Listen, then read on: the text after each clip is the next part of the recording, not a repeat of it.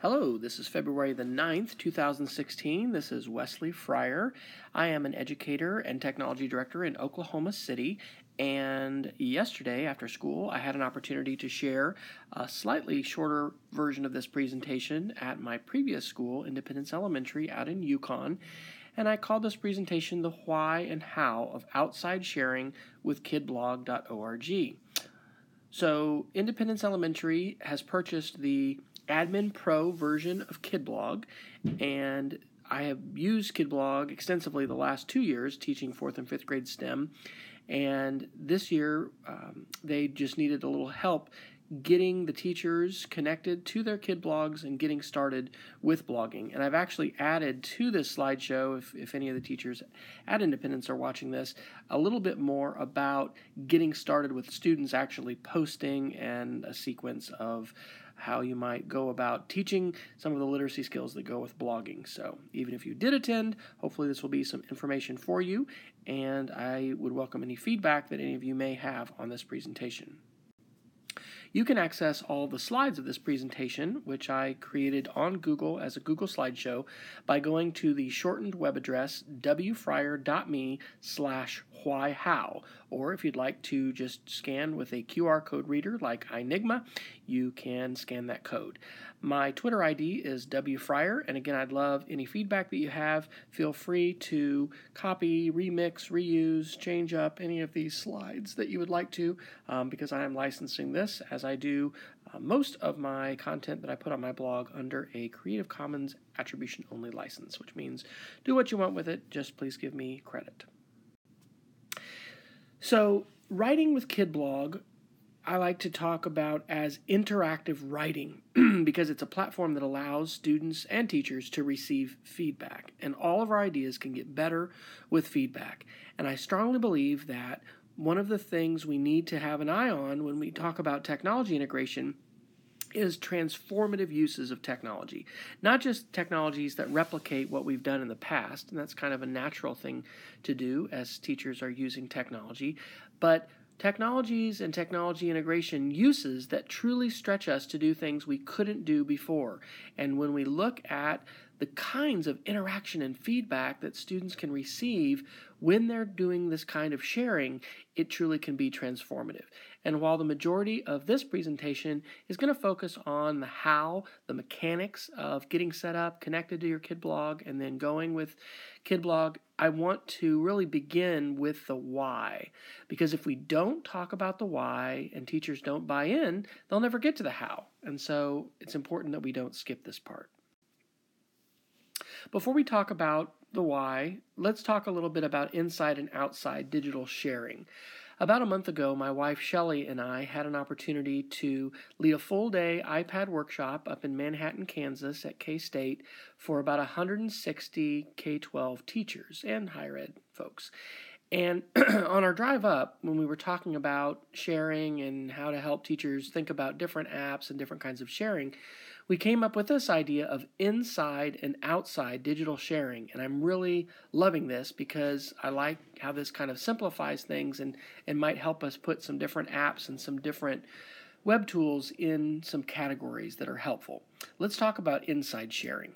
Inside sharing happens inside your classroom, inside the hallway of school, somewhere else in the school building, in the school, class, or community.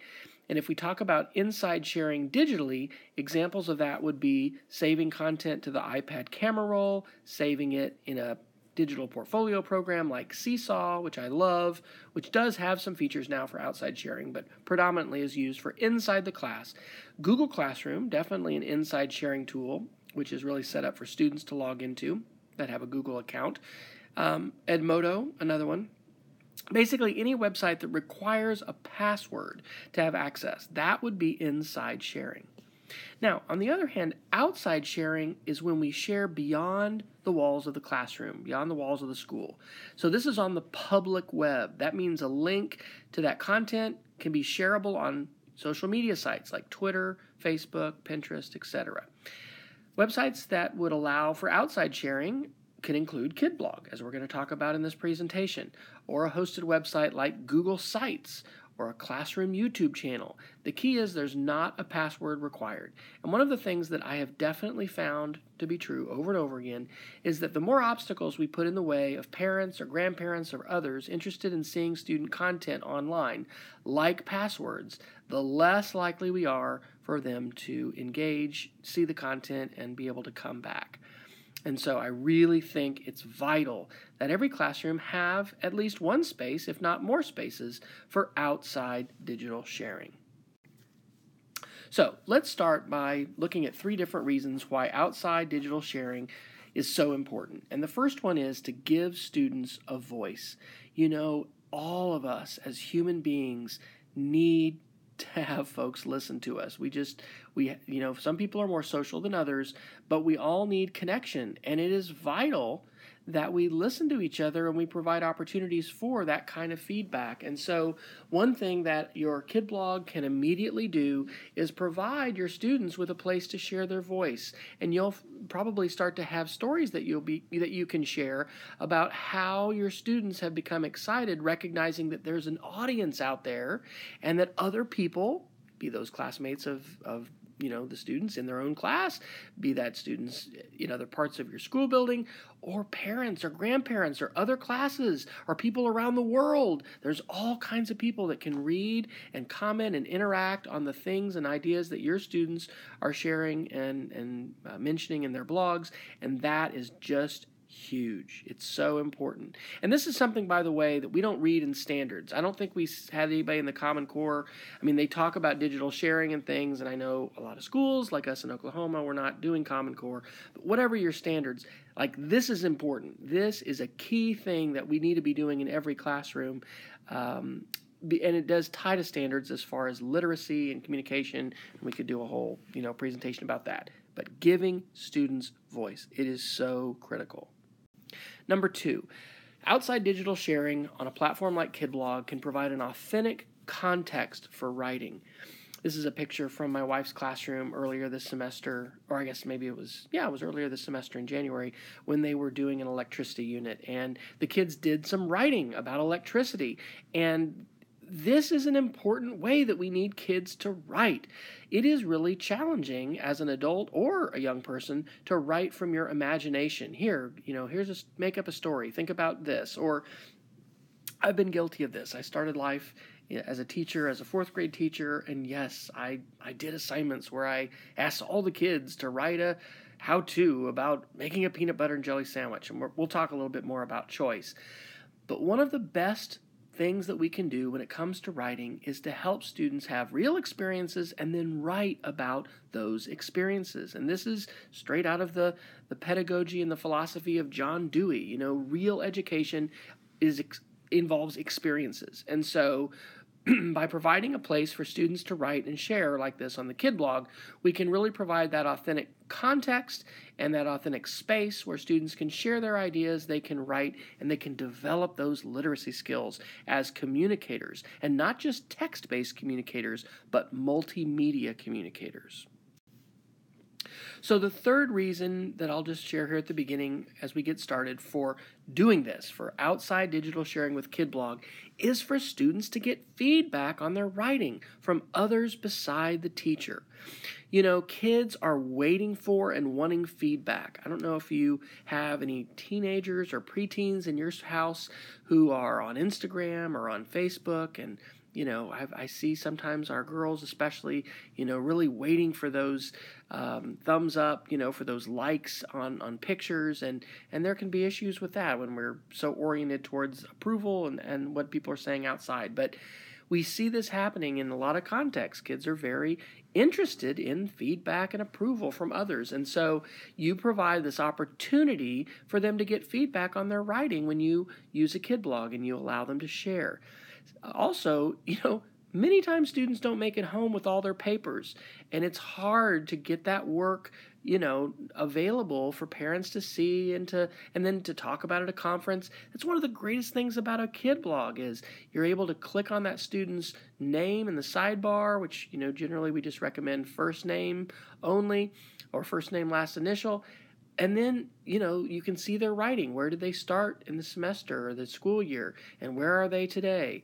And that can be, shared at a conference together. It can be, something that parents pull up, and it's digitally archived. It's not a piece of paper that's easy to be lost or might not make it home. And lastly, this is a showcase. This is a place for students to show what they know, to show things they understand. And this is something that can be a showcase not only for your parents to see, but for other stakeholders. What's going on in that school? What are they doing? And to be amplified. And as your students write and share more and more, there are going to be some remarkable things that they create and that they share. And you're going to have those links that can be shared within your school community, posted to Facebook, highlighted on Twitter, other kinds of social media, sent home in a newsletter, talked about by the superintendent, highlighted by the principal, all kinds of things. And that blogging platform can really be part of the foundation of the house of your digital learning and your face-to-face learning in your classroom. So I think the last reason to think about this, and I love this picture of these elephants making this trunk connection, is that we are all communication teachers. Whether you formally have the title writing teacher or not, a big part of what we're trying to do as students is help them learn to become better communicators.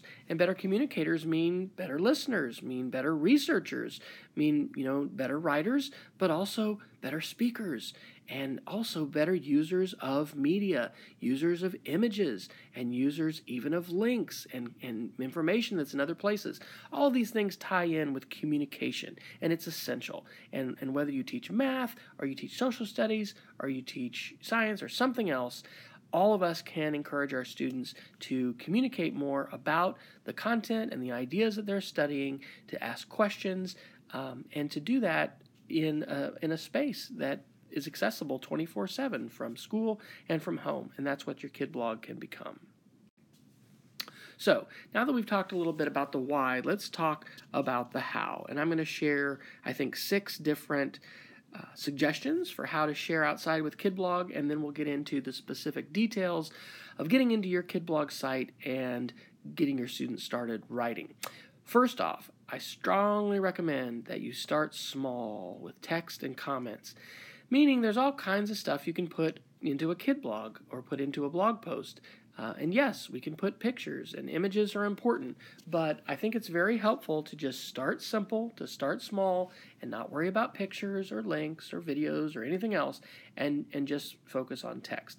Also, it's important to focus on comments, and I'll share a video later that is really a great one that students created in Linda Ulysses' class out in California, maybe, 6 or 7 years ago. And it's really good for elementary kids, but whatever age students you're teaching, have conversations with your students about commenting, about what would be an appropriate comment, what would be some guidelines, and then kind of come up with those as a class. Second of all, give students choices about the topics that they write. One of the saddest things that I see from time to time with classroom blogs is a classroom blog where all the most recent posts have the exact same title. And if you look inside the content, they're almost all exactly the same. Please, please do not constrain your students to tell them exactly what they have to write and exactly how they have to write it. We are going to try to improve our writing skills, but one of the most human things that we get to do is to choose. And we can give students a fair amount of latitude when it comes to writing. There are rubrics and there's different assignments, but we can give them choices. And I really encourage you to let students even write on their own, because that's one of the most wonderful things when you have students come to you and say, Dr. Fryer, can I write about this? Can I post about this to our Kidblog? Yes, you can. And that can happen if you strive to build a culture where this Kidblog site is a place where students are sharing their ideas, where they're receiving feedback, and where they're invited to, display their own curiosity and their own interests. And so I think that is really, really important. Of course, everything that we share needs to be appropriate, and we'll be talking here in a little bit about moderation and how I recommend that you set up the blog so that all the posts and all the comments, everything that's there has your approval as the teacher before other people see it publicly. But give your students choices, and I think that's going to, pay a lot of benefits down the road in terms of their own motivation to write and to be using this not just as a tool for assignments, but a tool to share their voice and a tool to enjoy the feedback that comes from writing for a real audience that's beyond the classroom walls. Third, please do not insist on grammatical perfection for every single post. And this is huge. And many of us as teachers really struggle with this because we have this almost irrational fear that we're going to be judged completely on whether or not our kids spelled things right and they punctuated correctly, and if the writing is not perfect. One of the great things about a Kidblog or another blog is kids can go in there and they can edit and they can change and they can revise. But one of the easiest things to do when you're getting started with classroom blogging is shutting down student willingness to take risks, because writing involves risk. And so if you do something like insist these have to be perfect, I don't want to see any of these with a single mistake, you're going to get very short sentences. You're not going to get much elaboration, and kids are going to feel inhibited. So I'll talk in a minute about setting small goals, and I'm not saying we don't want the writing to be good. We do. We want to proofread. We want to, share this, and this is all about the writing process and the ways that you have, students review things and not just immediately click the publish button. Let's look at this and make sure it is good before we put it up. But don't insist on grammatical perfection, because if you do, you're not going to get much writing, and your blog is probably not going to become a place that kids are going to, go to on their own to be able to post and share. And we want them to feel like this is a place for them to share their voice and get feedback, and to take risks. And we're all going to make mistakes. We're all going to, not get things perfect, but that's okay. There's an edit button for that, and we can always, go back and change things. And then we'll also be able to see how we grow over time. Because if we're doing all the proofreading and making sure every I is dotted and T is crossed, it's not representing where the students are with their own writing and their own communication skills. And that's part of what we want with this, is a digital portfolio of work that shows student growth, not only in the content that they're learning, but in the communication skills they are developing. So number 4 is tied to just what I said earlier, and it's to set limited focus goals for each assignment. And I wrote on here, think golf. I don't know if you have played golf before, but if you've ever taken a golf lesson, you know that a good golf instructor doesn't try to help you work on, 3, 4, 5 things at once. Usually, you're going to work on one main thing or maybe 2 things. Let's start with your grip. Let's start with your stance. Let's start with how you address the ball. There's a ton of things that you have to work on when you're trying to hit a golf ball. And I am not a wonderful golfer, but I've played before. And so I know this because I've taken golf lessons, and my dad has helped me learn to play golf, and we have to set limited goals and kind of work on one thing at a time. And that can be true for the blog as well. So, don't insist on everything being perfect. If there's something you want to really emphasize, talk about that. You can even, depending upon the age of the students and your situation, have a rubric if you're going to do that for an assignment. But kind of focus, just like you would in the writing workshop, on some limited goals, and that way students can hone in on those things and not, try to do 10 things at once, which is pretty much impossible to do with quality. 5th, please think about this Kidblog as a sandbox, a place to play and a place to experiment and take risks. Don't think about this as a Broadway show that's opening. This is it. I'm going to be judged entirely on this, and it's so high stakes. I mean, we really have to lower the stakes. For many of us in schools, there's a lot of high stakes testing that still happens. There's a lot of pressure. There's a lot of fear. And part of what I encourage you to do with the Kidblog is let your students know this is going to be a safe place for us to share our ideas. As the teacher, you can tell them, I'm going to be moderating and checking all the comments because I'm not going to let people bully us online. I'm not going to let people use profanity or inappropriate words. This is a safe place, and this is a place for us to write together and to share our ideas. It may even be a place for us to share our dreams, to share our hopes, to disclose things. And that's something else to talk with kids about, how much they're going to share. And of course, we're not putting our phone numbers and our addresses on here, but there can be and often is sharing that takes place here, and we want it to be safe. And that's why I think the sandbox metaphor is really powerful. I also want to encourage you as a teacher to blog and to write on the blog as well, for students to see you modeling writing and trying. And maybe you're not a person who loves writing and just does that for fun on your own. Your students are not all going to be like that either. I mean, everyone's different. And so that's the great thing about media, and a menu of different media options there's different choices, but it's important for you to play too and to experiment. And so I'd encourage you to do that. Sixth, and last of all, I encourage you with images, if you're going to have students put those in, to start with the preloaded library. Or you can actually load images now in this new version of Kidblog, put them in the library and make those accessible for your students. So my wife's in the midst of doing some Black history research with her students. So, she might go ahead and load some different pictures of some of the people that they're researching for their Black history reports. And then the students aren't going to have to go out and search for those and save those and, get those on their iPads. Certainly they can do that, but those kinds of skills and activities can come later. What you don't want students to do, especially as you're starting with the blog, is to get so bogged down in finding a picture and searching for that picture and cropping it and all this, that they're not getting their post written. And so I'll talk a little bit later about a sequence of skills as you get going with blogging, and I will suggest that you really do start with text and comments and that you add images later. So let's talk about getting started. And these instructions are assuming a couple different things as far as the Kidblog, but really, whether you are going to on your own just register on Kidblog or another site, you're going to want, obviously, to set up your site, and you've got to join your own class as a teacher if you're working in a school, as my former elementary is now, where they've got a Admin Pro account, and their administrator has set up these different class blogs. And so you're going to need to join it, and then you're going to need to populate your class, which means you're either going to type in student names and passwords, or as they are, you can use Google, and you can use something called invitation codes. And I'm going to talk about that in detail here in just a minute.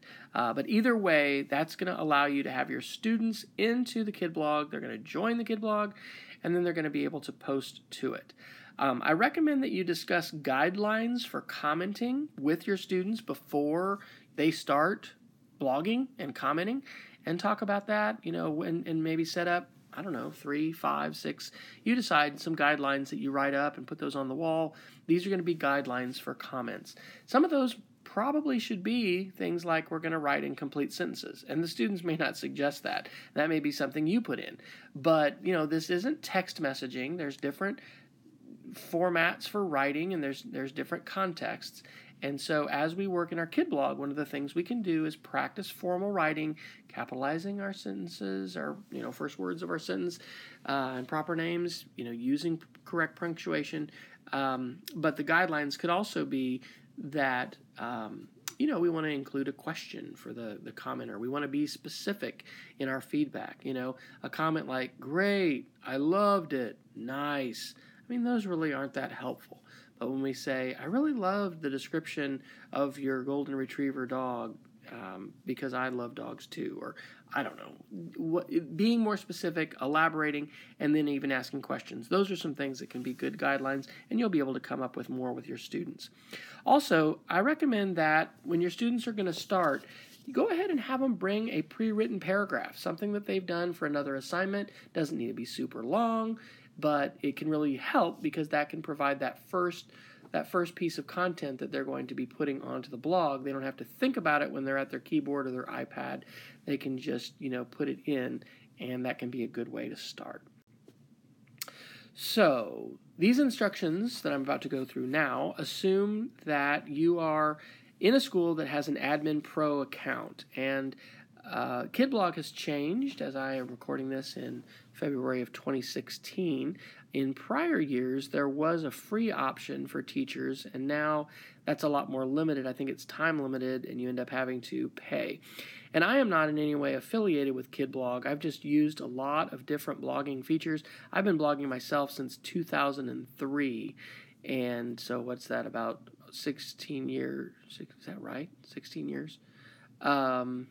And no, 13 years, I guess, because it's 2016. So I've been blogging for over a decade anyway, and about that long with students as well. And I've used a lot of platforms, and I really do love the way Kidblog is set up. And frankly, I'm happy that they are monetizing their platform, because one of the things that unfortunately happens with some tools that educators end up using with students is if it's free and there's no way for that company to make money, they go away. If they're not bought by Google. But even if they're bought by a company like, Twitter bought Posterous, and then their whole platform went away. And so, anyway, it's good that this is a paid service, I think, because, in some cases you're going to get what you pay for.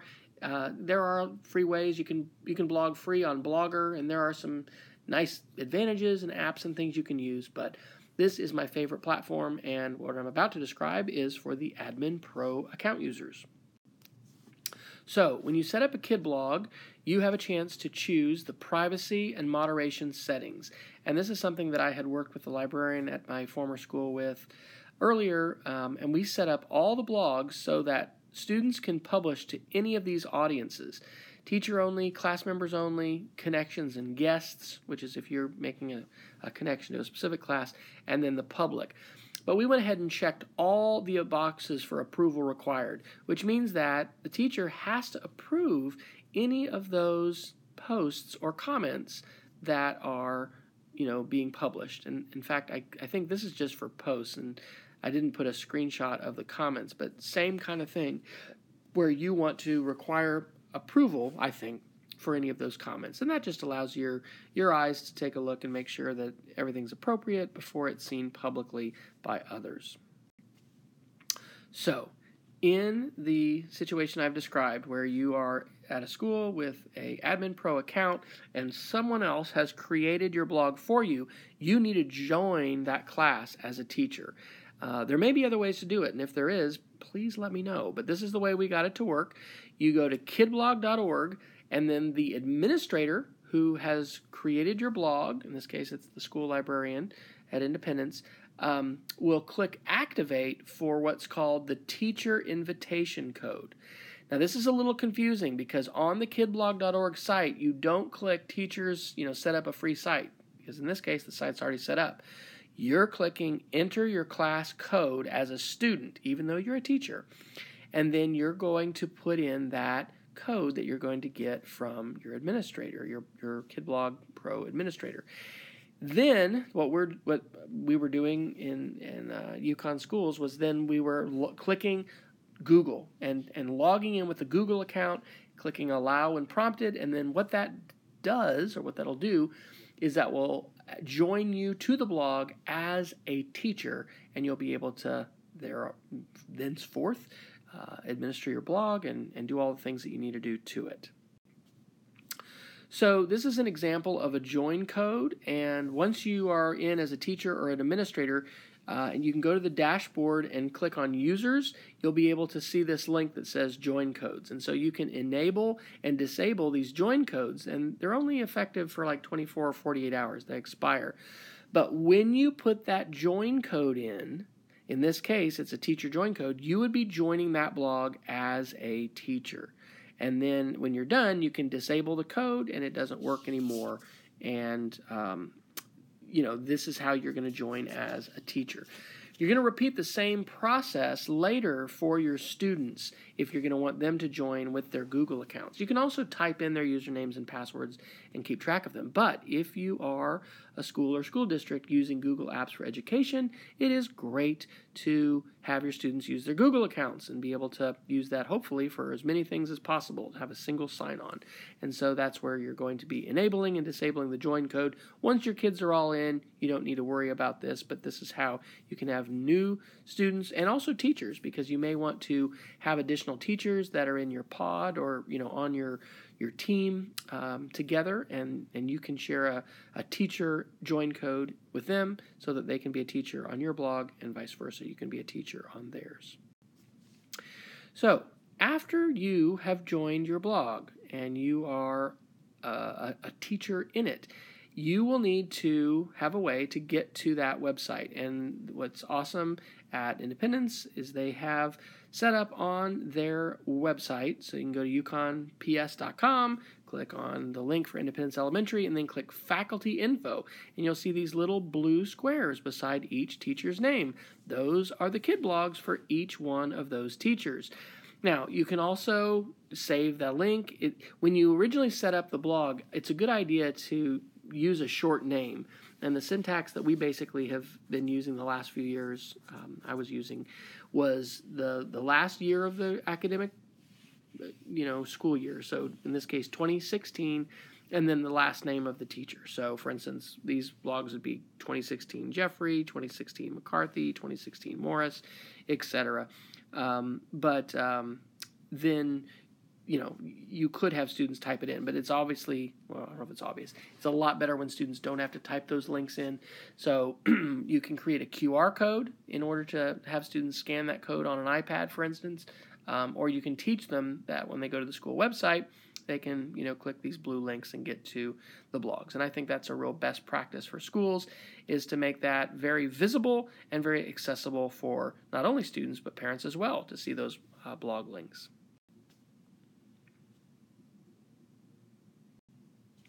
So after you are visiting your blog, you will be able to click Login up in the upper right corner. And so that is going to then show you a list of all of the folks that are in your blog. You'll choose your own name, and you're going to click to log in with your Google account credentials. Here's how you will add students to your Kidblog once you have joined your Kidblog. In the upper right-hand corner, when you're logged in, when you click on your name, there is an icon that says Dashboard. And so you're going to click there on Dashboard. Then you should see a list of all the blogs that you are a member of, and below the blog that you want to work on, there's an icon that says Users. And so you're going to click there on Users, and then in the upper right corner, that's where you'll see join codes, as I was showing you previously. This time, however, you're going to enable the student join code, and then when you click to enable it, you'll see it, and it's like that 6-character code. You can write that up on the board, you can share that on your projector, but that is what students are going to need, and they're going to go to kidblog.org, click the students join link, and then they're going to put that code in and choose to log in with their Google account. I guess I just said under role you're going to enable it. Okay, there it is, and there's an example of the share code. So that's a code. It's temporary, and kids are only going to need that in order to join your blog.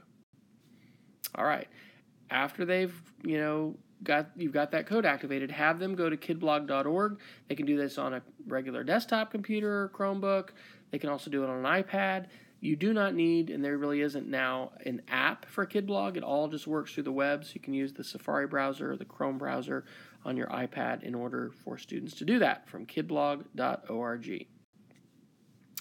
All right, well, let's talk a little bit about how the Kidblog site is set up, and then how to get your students actually going with blogging. And these slides are new. I did not actually include these in my presentation at Independence yesterday, so I'll probably forward or give a link that forwards to this spot in the presentation for those that actually attended, because this will be some new information. Remember that not just a Kidblog, but any blog site basically has two faces. It has a private face that requires a login, and then it has a public face that visitors see that typically doesn't require a login. They can just, visit the link and be able to see the content.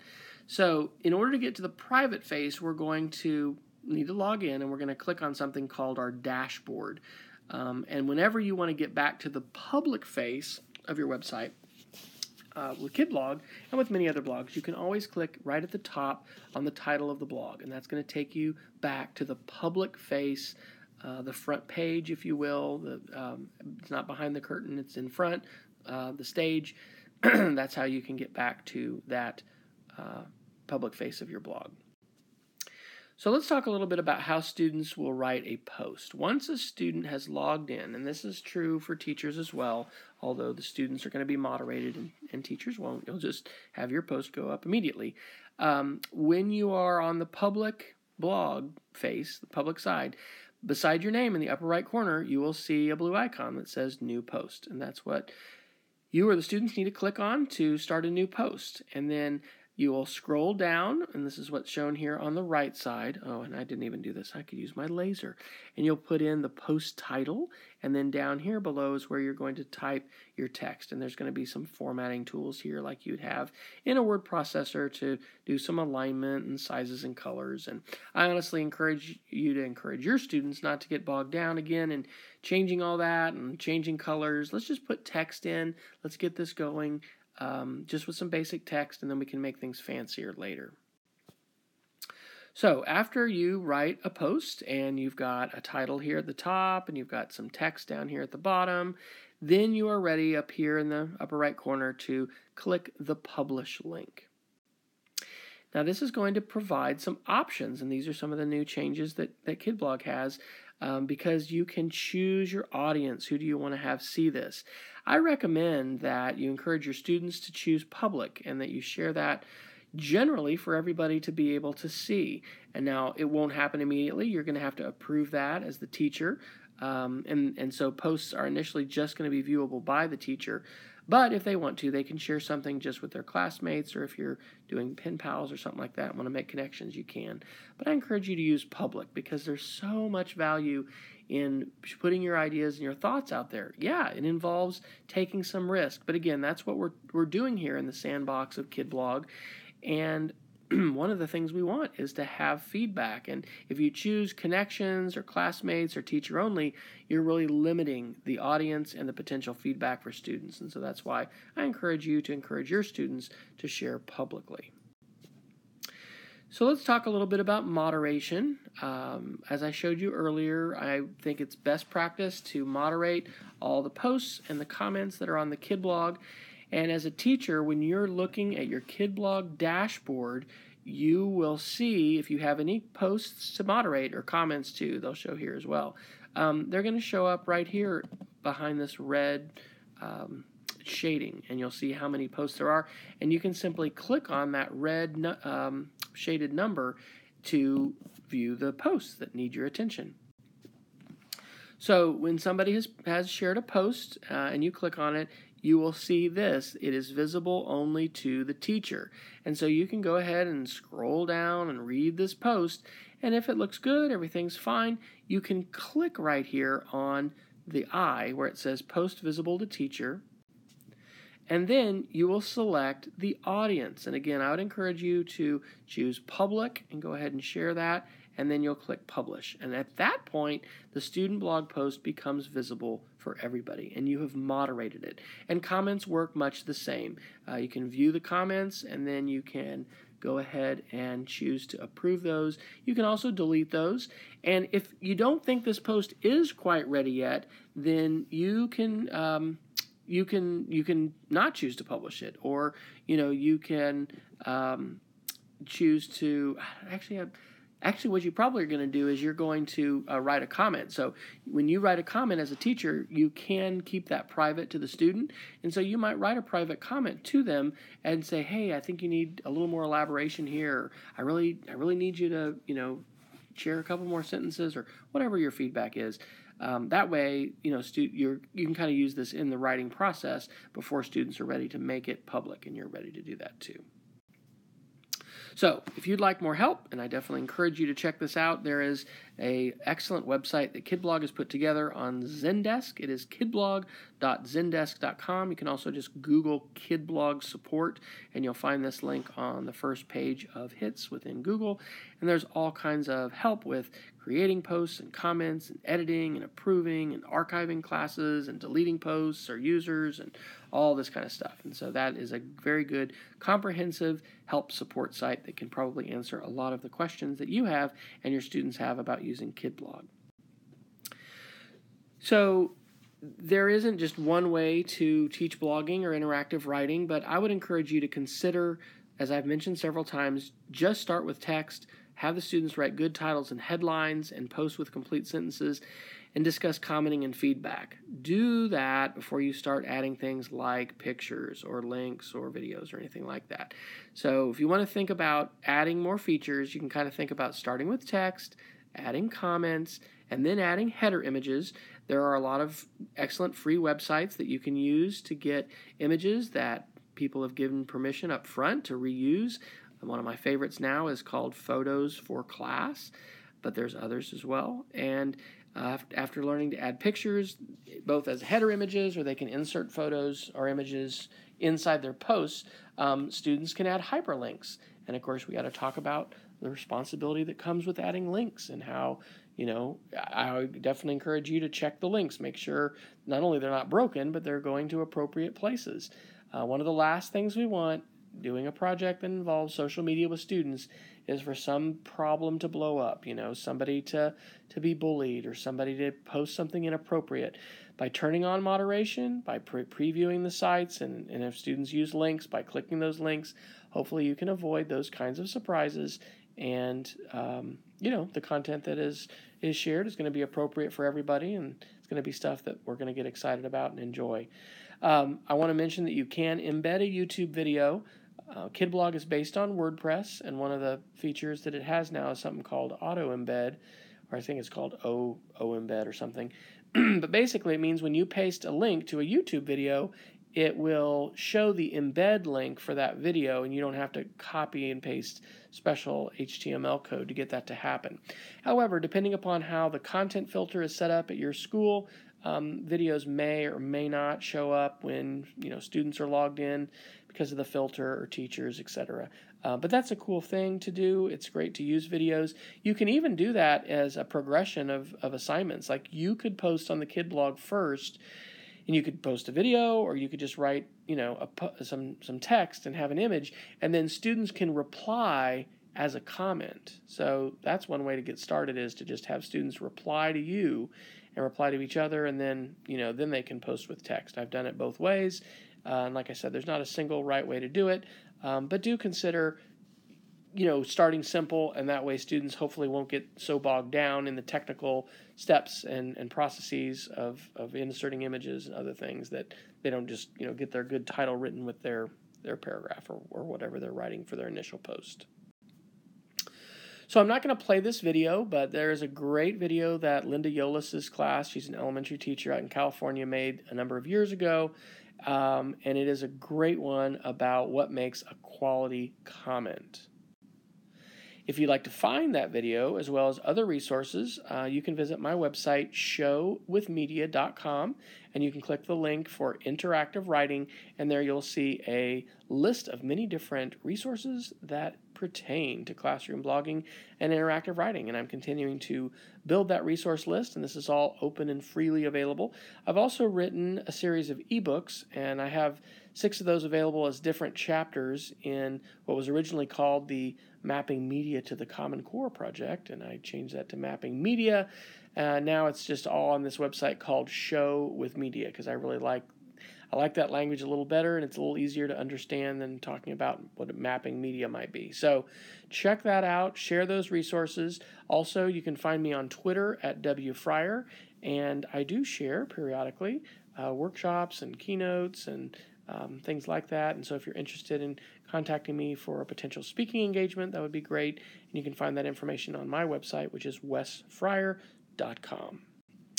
Finally, I just want to share a couple updates about some professional development, and depending upon when you see this, it may be that the next Ed Camp or the next iPad Media Camp is coming, but we do have our 4th Ed Camp coming to Oklahoma City on March 5th, 2016. That's a Saturday. You can register for free by going to edcampokc.org. You can follow edcampokc on Twitter. And if you have not been to an Ed Camp and you're a teacher, you really need to go, because Ed Camps are wonderful unconference events where teachers talk about topics of interest, and it is participant-driven professional development. It really is a new take on professional development, and I think it's one of the best ways for us as teachers to learn from each other. Of course, online learning, as you're doing now, watching this video can be great, but it's also just fantastic to make connections, especially locally with other teachers that are teaching similar things, similar grade areas, maybe exploring some new instructional strategies. It can be technology related or not, but Ed Camps are great, and we have an increasing number of Ed Camps being offered around our state in Oklahoma, and you can go just Google Ed Camp and find Ed Camps that are in your area, because they're happening all over the United States and even around the world. Next, I want to mention iPad Media Camp. This will be the 4th summer that I will be leading 3-day intensive hands-on workshops for teachers, learning how to create a variety of media products. And yes, that includes interactive writing. We talk about interactive writing and ebooks on day 3. Day 1, we talk about narrated slideshows, and day 2 focuses on quick edit video. And so you can find all the resources for iPad Media Camp and all the curricula I've used in the past 3 years and the coming year on iPadMediaCamp.com. You can also follow iPad Media Camp on Twitter, and I will be sharing an iPad Media Camp here in Oklahoma City at my school, Cassidy School, August 10th through 12th, 2016, and I will have the registration information about that available soon. I am also going to be recording later this spring a video-based iPad Media Camp, so that if you would like to bring iPad Media Camp to your school, and I am not available to come, or some of the other facilitators that I'm working with that have taught this with me in the past and are going to be teaching this. If that's not available, you can facilitate this yourself on site. You can think about that as kind of a Dave Ramsey Financial Peace University style workshop, where you've got videos for each module. You'll be able to play those videos and then have instructions and then work time for teachers to be creating. But this is really a 3-day experience that is all about creating media and teachers being able to be students in an immersed iPad one-to-one environment, and then seeing what those project options are, so that they can have confidence to go and do and make those kinds of projects with students. Lastly, I want to tell you about, I guess maybe this is not last, there's one more thing after this, almost last, STEM Seeds. And the past 2 years, I have led multi-day or co-led multi-day workshops for STEM teachers. And again, we'll be doing that this summer. I'm actually headed to Brazil next month in March to do that in Sao Paulo for 2 days. But we'll have another 3-day STEM Seeds PD camp June 6th, 7th, and 8th. Again, this will be at Cassidy School in Oklahoma City. You can find out more about that, and I'll be getting that registration information online very soon as well on camp.stemseeds.org. And you can also find out more about that and follow us on Twitter at STEMseeds on Twitter. Finally, my last little plug here is for the Digital Sharing Conference. Very excited about this. This will be the first Friday and Saturday of November. This will also be held at my school, Cassidy School in Oklahoma City. And this is going to be a conference really focusing on helping teachers create channels for digital sharing. And just like we've been talking about in this particular video, Kidblog and platforms like Kidblog are really powerful for interactive writing, but there are many other kinds of media channels that we can create for outside sharing. And so those can be YouTube channels, they can be photo channels like a Flickr channel or Google Photos. We can do radio shows or podcasts. My wife is doing one this year with this app on the iPhone that's free called Opinion. And I really, really want to continue helping teachers create these kinds of channels for sharing student work and just for sharing what's happening in our classrooms, because it's vitally important. I mean, we're facing this really difficult funding crisis as I write this in February of 2016 in Oklahoma. And part of what we need to do on an ongoing basis is, tell our story, communicate what is happening within our classrooms, within our schools, and connect to our community. And we can do that through outside sharing. So I hope this has been helpful to you. Oh, sorry. The Digital Sharing Conference, I don't think I put that link on here, but it's just digitalsharing.org, and the Twitter handle, let's make this bigger. The Twitter for this is, there you go, see I can zoom, DigiShare is the Twitter handle for that. So I hope that you have found this to be helpful and would love your feedback if you did. And I want to wish you the best of luck as you hopefully go forth and help students share their ideas and discover their voice and the power of their voice and the importance of kindness and all kinds of good conversations that we have around sharing our ideas and interacting with each other online on a website like Kidblog. Thanks.